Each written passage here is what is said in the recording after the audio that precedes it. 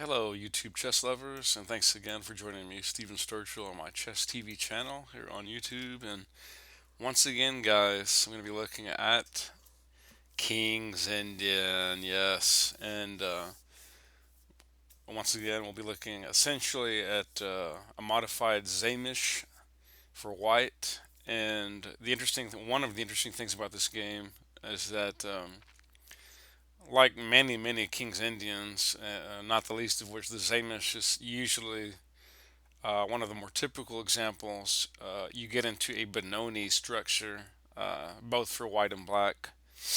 And in this game, it actually got into a Czech Benoni, so much so that the analytical engine in ChessBase thought that it was actually a Czech Benoni, but no, it actually starts out a King's Indian, and of course we know that they can get into the Benoni and Banco structures, and they usually and often do. So again, I'm not going to get into debating which is truer. Is it a King's Indian that morphs into a Benoni? Was it always a Benoni that started off a pseudo King's Indian?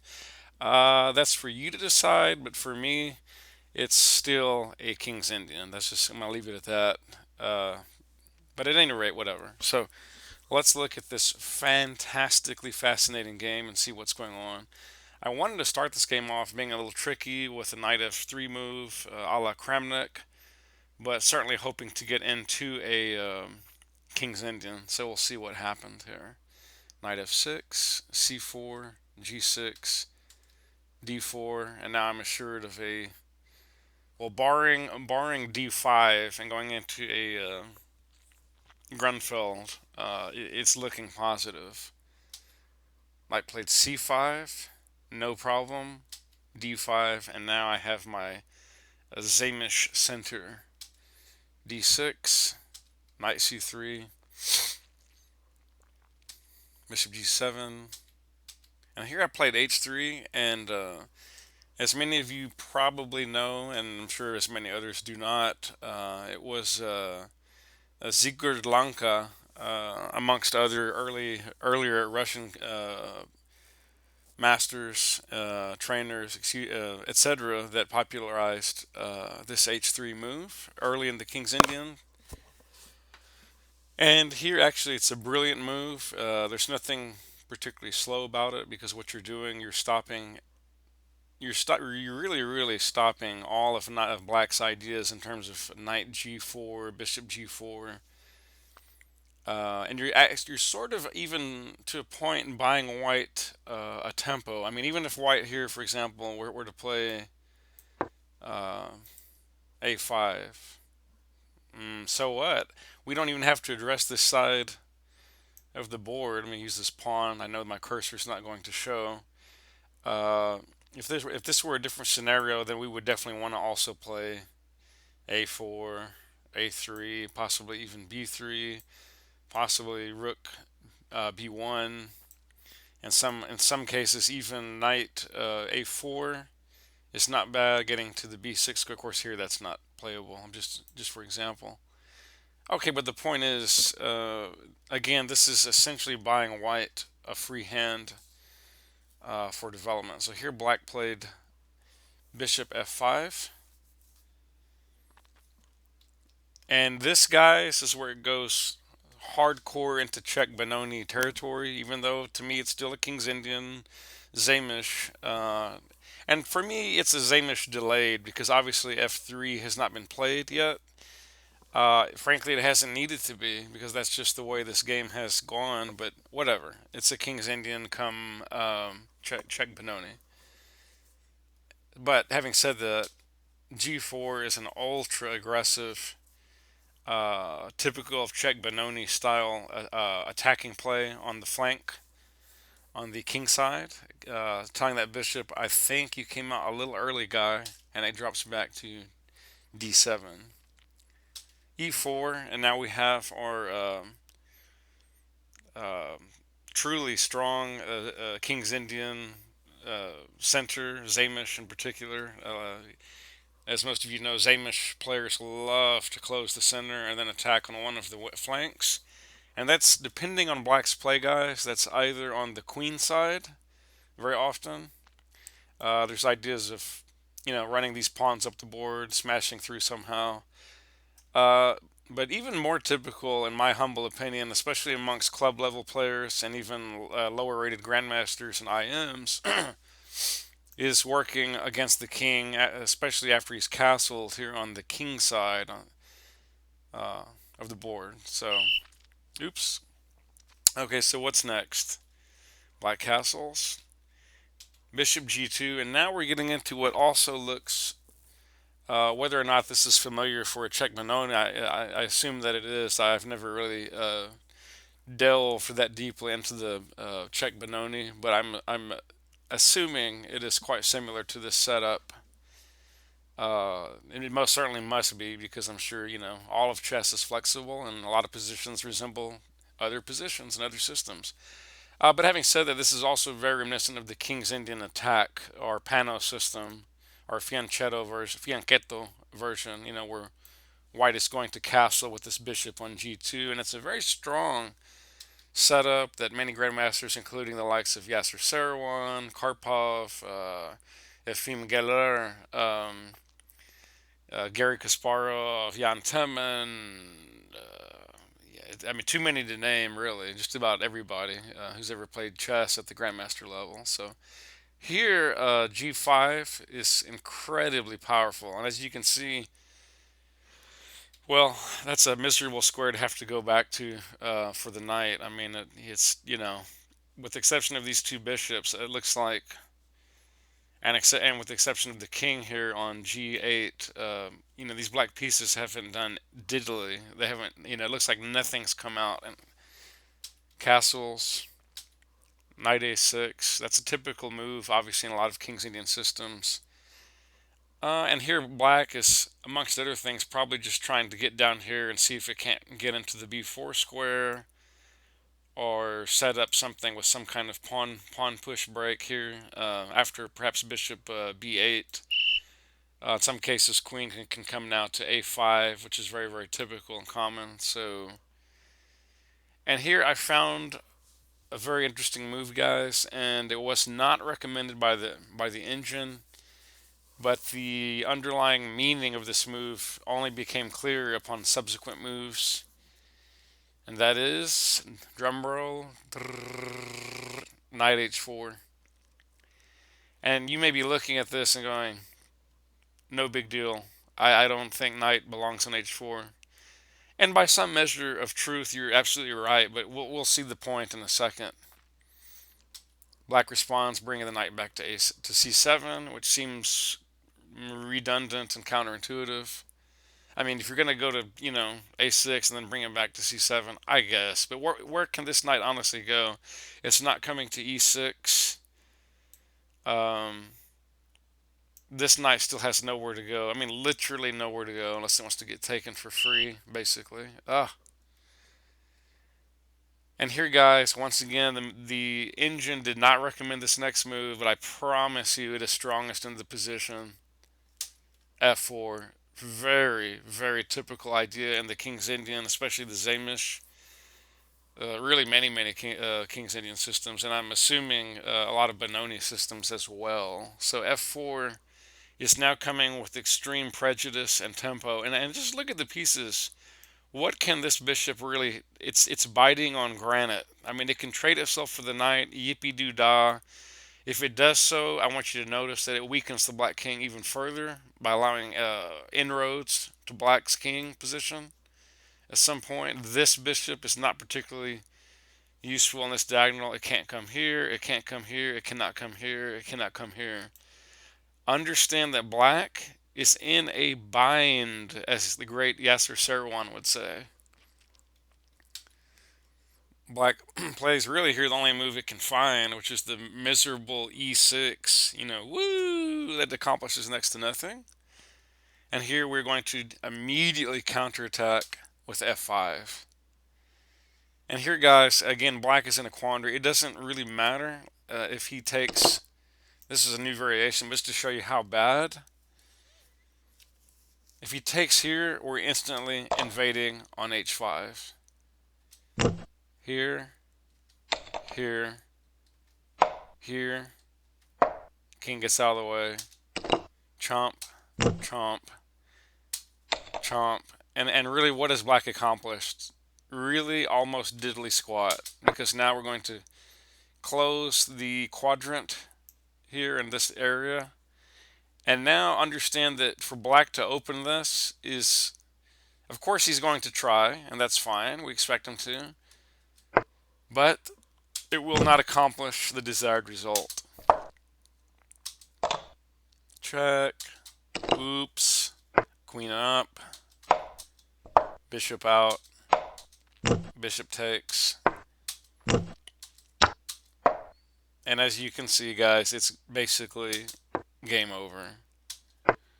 Because you have this G6 push. Yeah, that's just,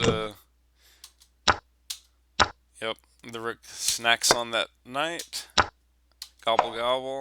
This is their checkmate. And that is, guys, that is mate in 32. But that's not what happened in the game. What happened in the game after this, we left off after the F5 push. Knight comes to D4.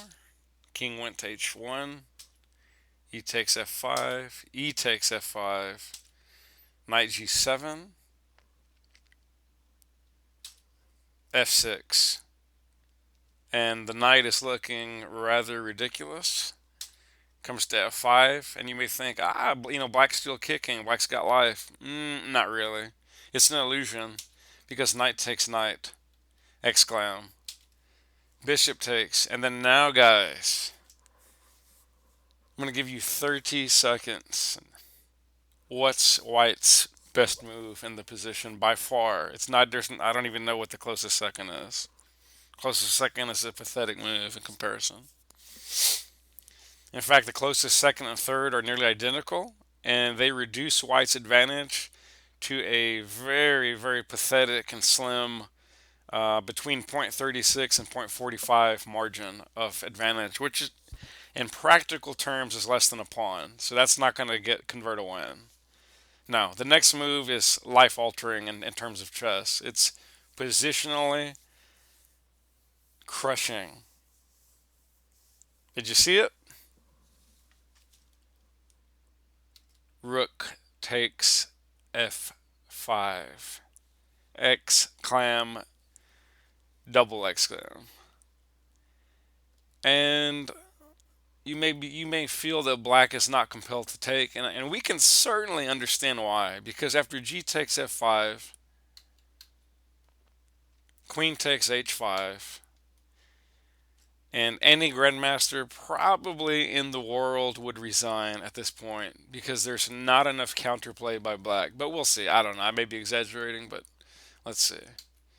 Knight goes to E8. Fair enough. Knight goes to E4. Exclam. What happens, guys, if F takes E4? What happens? The bishop will snack on E4, and it doesn't take a rocket scientist to see that in a couple of moves, black is getting mated. Yeah. Okay, checkmate. And that would be mate in 25, so that's not happening. Okay.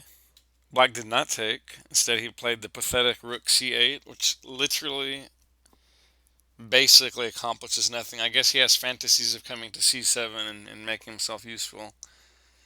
We'll see if that happens. I don't think it did. Actually, I think it did. I take that back. But black's still going down in a heap of burning rubble. So bishop F4. And this is doing a couple of things. It's a multi-purpose move. It's obviously striking on D6. In case exchanges are made there, it's underpinning the knight, obviously, from going to D6. And it doesn't matter, guys. If these two pieces are traded off, it doesn't matter because all we want to do is get the queen up somewhere like H7, for example. And it's lights out it's curtains for black. So, indeed, rook C7. And then here we go, knight takes D6. And this requires some decent calculation. You want to make sure that these trades make sense. Here they absolutely do. Knight takes and bishop takes. Queen takes. But is black saving himself? No, he's most certainly not. Queen scotias up to h6, or inches up, maybe a more correct way to say it. Sneaks up, sidles up, saddles up, whatever you want to say it. Bishop takes, pawn takes. Queen comes to g3. And guys, I'm going to give you another 30 seconds. What's white's best move? It is gorgeous. If you ever could play this move over the board, you could really, really rattle some windows, and you'd be allowed to toot your own horn and ring a bell because this is simply mind-bogglingly beautiful chess. It's not that it's too fancy, it's just that it is so strong, and it's a move that most of us don't get to play in these types of positions. Drum roll. Rook g1 with a disco check on the table. Black plays queen up, looking for a desperation blunder by white. It's not happening. Bishop f3 pinning the queen. Adios queen. Pawn to d6. Uh, I'm sure you could still win by playing the immediate queen takes g6, but it's much messier. Well, I don't know. Is it much messier? Let's find out. It's definitely a bit messier at any rate. We can look at that, and I think it transposes basically because you can do this. Then the bishop gets to d5. It's a little messier in terms of these checks. Okay, no big deal. Checkmate. And that's checkmate because the rook obviously is pinned. Okay, that's a good way to go. No biggie. It almost transposes into the other attack. As is typical of many endgames, they often case nearly transpose perfectly. But in the game, d6 seemed a little more aggressive and perhaps accurate to a point. I don't know. Maybe not. But king goes to f7. Queen check on g7. King a6. D takes c7. King d6. c8 queen. And you may be wondering, well, that just gives up the queen. Well, not really, because if black does this, it's mate in one. Do you see it? Do you see it? Okay, checkmate. That's mate in one right there, guys. That's why black cannot take with the rook. And so instead, you get these ridiculous checks. Bishop takes. Queen takes c5. King f4. Queen takes g6. b6. And queen g takes f5. Checkmate. I actually do think now the other in-game mate was actually a little shorter. I think. Let's go back and look for a little bit.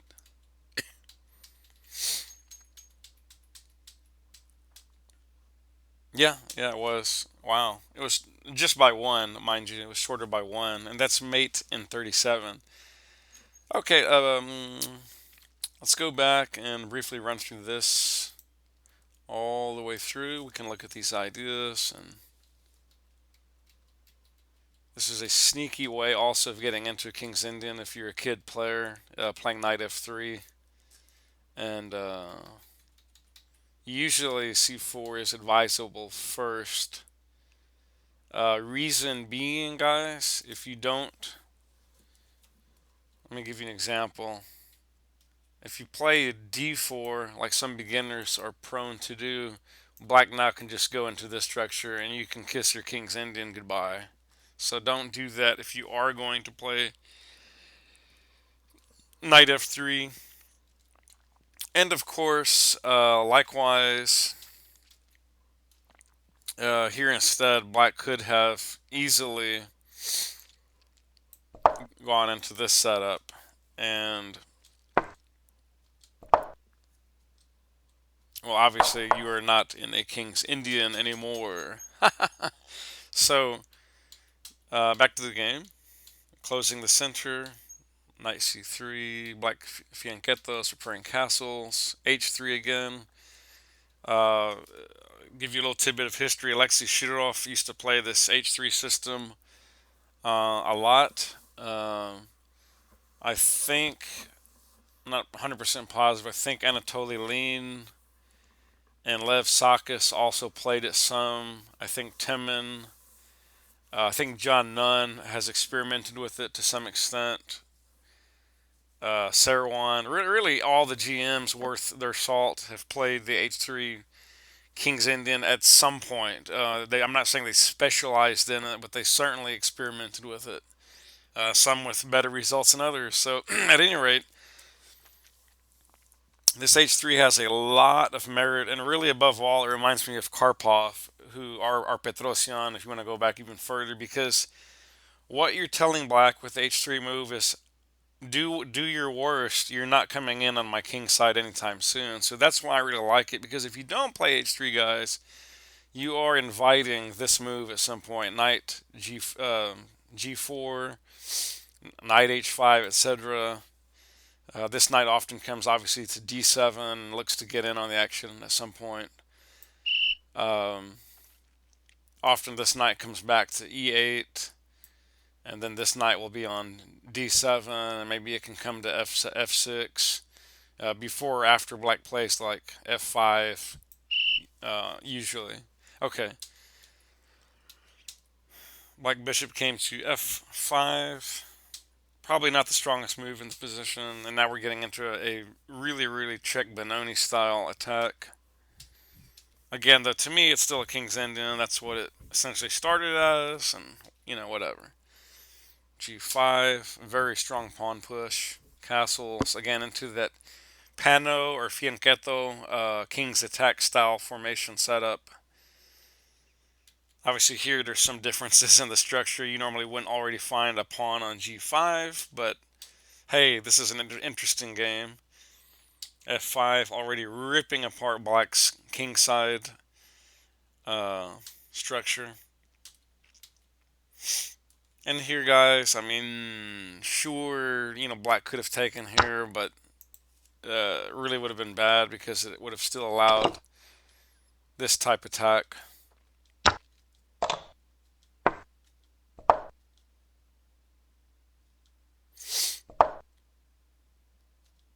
For example,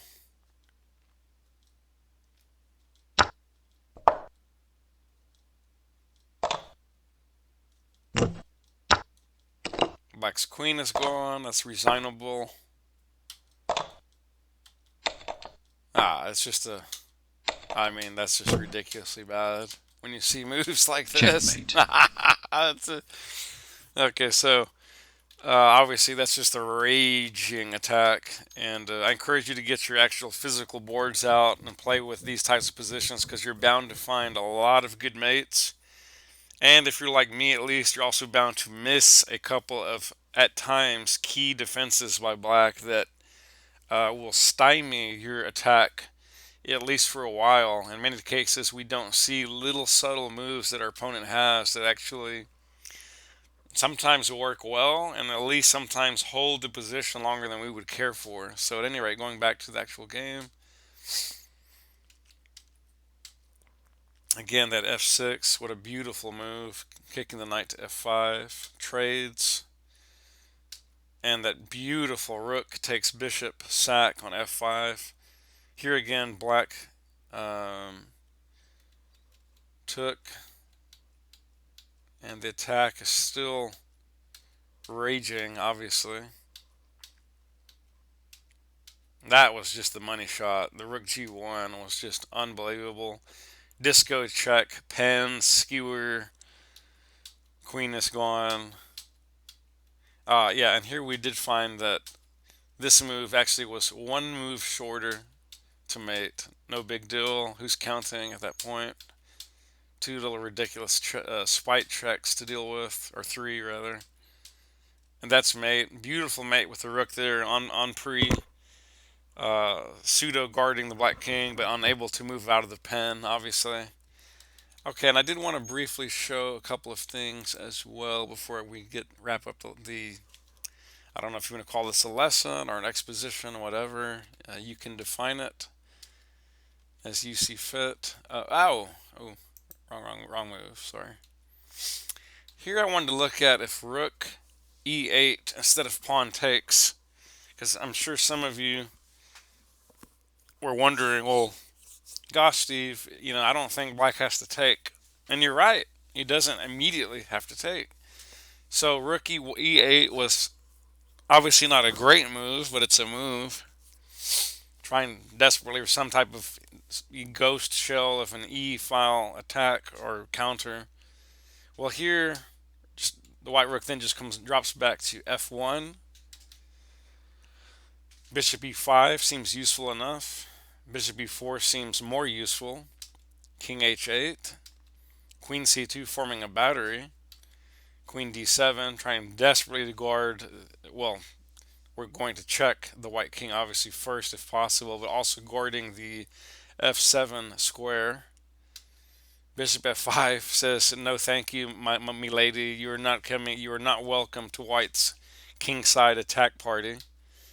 G takes f5. And now that queen cannot do anything on h3 because it's blocked by its own pawn. Queen e2 now with our beautiful idea of taking h5 with tempo. King gets out of the check. Queen invades on h5 anyway. Rook f8.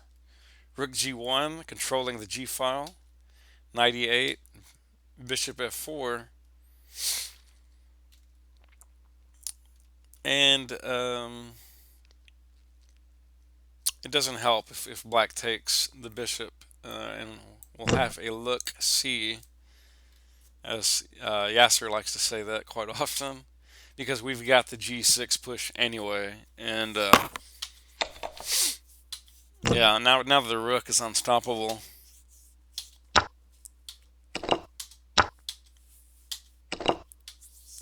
And now the g file is wide open.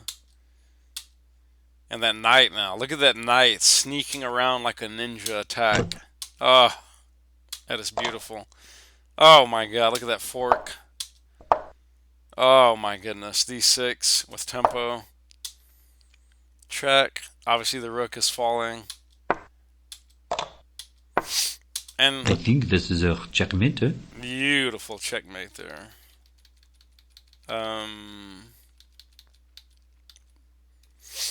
Okay, but that was if black took the bishop. Black did not take the bishop in this alternate line. He went d4.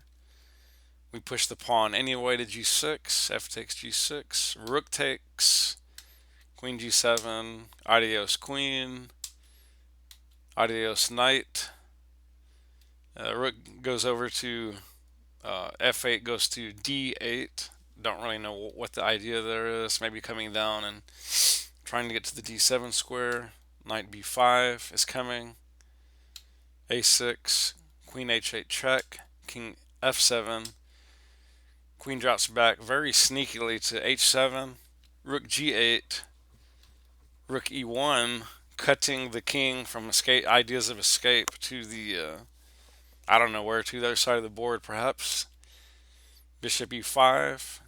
Queen takes f5 check. Bishop f6. Queen h5 check. King takes g7. Queen h6 check. King f7. And this is gorgeous. Knight takes d6 mate. So that's mate in 39. Beautiful, beautiful way to do it. Okay, before I found this line, guys, which I finessed, because here,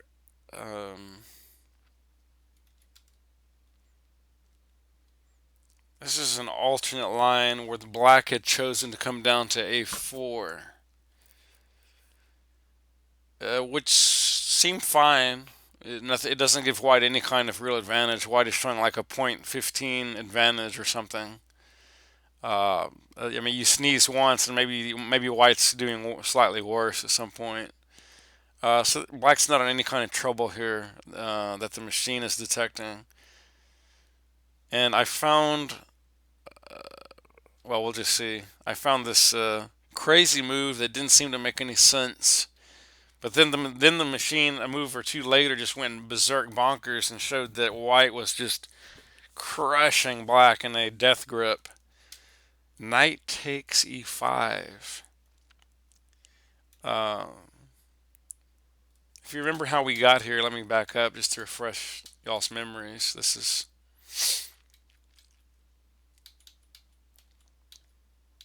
let's see. Like, oh yeah. In fact, guys, I apologize. We did not look at this line at all. This this veered off from. Do you remember when White was going to go into the fianchetto kingside and castle? And I had mentioned that that was a kingside attack, a Pano style setup. Well, instead of that, I had gone bishop g5 first, which is a move. I'm not going to say it's a great move, but it's playable. And here, black chose the very aggressive h5. G takes h5, and obviously I was just looking to weaken that square. The knight took it, and again, that's not that hot an outpost for a knight. In truth, it's okay, but at some point, that knight's either going to come under attack and or have to move just for expediency's sake. White knight rerouted from c3 to e2. Bishop takes b2. Rook b1. Bishop f6. Knight g3. And I found this move on my own, guys, and here the computer is just screaming at me that black is better, but I can promise you he is not. Bishop takes, fair enough. Bishop's gone, knight takes g5. Knight takes knight g3. Pawn takes f6, kicking my knight. Knight drops back to f3. Queen a5 check. King scurries off to f2. And guys, any of y'all that have looked up a lot of Zamish, King's Indian for white, this is a very familiar idea in many setups. It's not at all strange nor ill-advised often for white king to manually castle, because often it saves subtle tempos for white to attack. Bishop c, that's not the case here, I'm just mentioning that. Bishop c8, and king gets to its preferred square of g1. If you're going to do a manual castle, g1 is usually where the king belongs.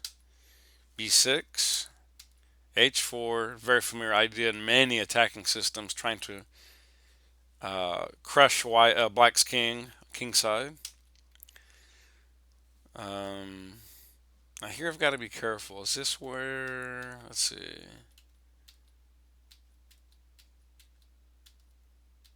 No, I think I'm getting, yeah. I think we're going into a different variation there. Let me make sure.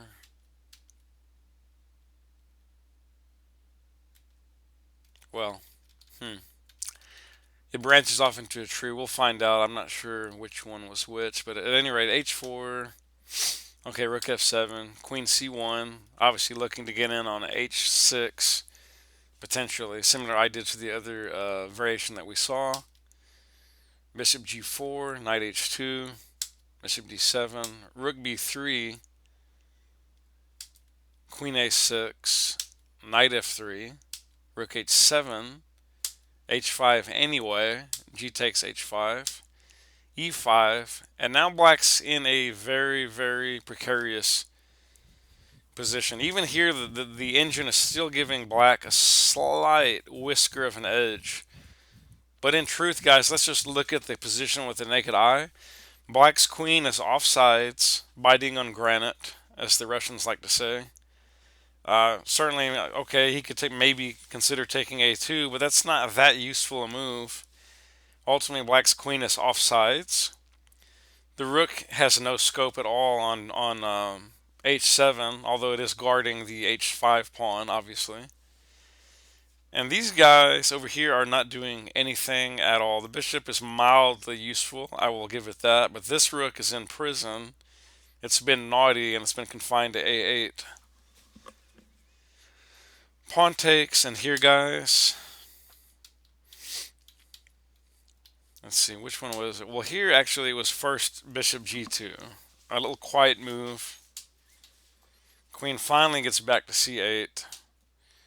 And now knight takes e5. What a move.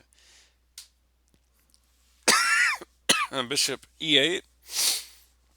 Black now sensing the danger somehow and taking on the e5 square and really opening Black's king up. Rook e3. Rook g7. Bishop h3 obviously tells the queen you belong on a different square. Bishop e6 check. And that was the money move, guys. This literally takes the engine from like a plus 0.19 for white to an instant plus 1 point something and change. Talk about a game changer. And Black maybe should have gone to h8. That might have been slightly safer. But coming to f8 was not the idea. Queen c2, knight c6, d takes, rook d8,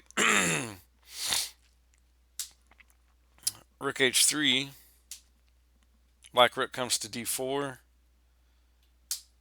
knight d7 check, rook takes, bishop takes, pawn takes, and queen takes. And what are we left with, guys? White is up a piece, and he's down 3 pawns. So what? White has a raging attack. So how to finish black off? Rook takes h5, king f7, rook h8, controlling the last rank. Queen d4 with pin. King f2, really taking away the pin's zest or power. a6, queen e2 forming a battery. Rook g4, king g2 getting out of the pen. By all other accounts, that would be a great move. Unfortunately, you have that move, the sneaky king h3, queen over, looking to exchange. Queen takes the rook. And now we're just getting into ridiculous spite checks that go nowhere. Queens come off. And white is simply up uh, 2 rooks versus nada, 0, zilch. And this is just a good old double rook party. Double your rooks, double your fun, double your pleasure. And here comes checkmate. Boom, checkmate. That is mate in 64. Certainly nowhere near as short a game, guys, as the other one, but I thought it was still a very fascinating attempt and showed some really, really awesome technique and key money shots there. So have fun playing the King's Indian come Czech Benoni, and I wish you very good luck and the best in your chess. Goodbye for now, and hope to see you soon. Thanks a lot.